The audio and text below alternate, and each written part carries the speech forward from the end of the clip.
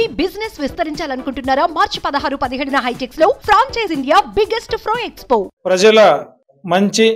ప్రజల అభివృద్ధి ధ్యేయంగా కాంగ్రెస్ పార్టీ ముందుకెళ్తుందో ప్రతి ఒక్కరికి తెలియజేసే బాధ్యత కాంగ్రెస్ పార్టీ తీసుకున్నది. ఇప్పుడు రాజశేఖర రెడ్డి గారు కాంగ్రెస్ పార్టీ ముఖ్యమంత్రిగా ఉన్నప్పుడు రైతులకు ఉచిత విద్యుత్ ఇస్తూ పగులుపూటే దాదాపు 9 గంటలు ఉచిత విద్యుత్ ఇచ్చిన ఘనత కాంగ్రెస్ పార్టీ ద్వారా రాజశేఖర రెడ్డి గారిది.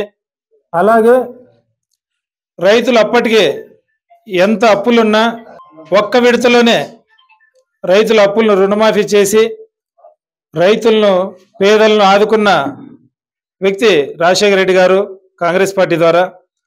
అలాంటి ఎన్నో పనులు రాజశేఖర రెడ్డి గారు కాంగ్రెస్ పార్టీలో ఉండి చేశారు. అప్పటి ఆ పరిస్థితులను ఏ పల్లెకి వెళ్ళినా గడప గడపలో ఎక్కడికి వెళ్ళినా రాజశేఖర రెడ్డి గారు కానీ తను చేసిన పథకాలను కానీ ఎవరు మర్చిపోయే పరిస్థితి ఈరోజు లేదు.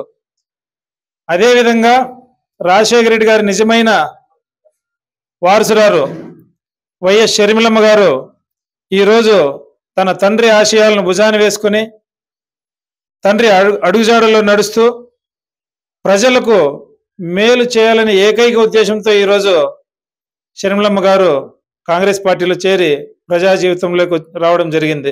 సుమన్ టీవీలో మీ పర్సనల్ అండ్ బిజినెస్ ప్రమోషన్స్ కోసం కింది నెంబర్కి కాంటాక్ట్ చేయండి.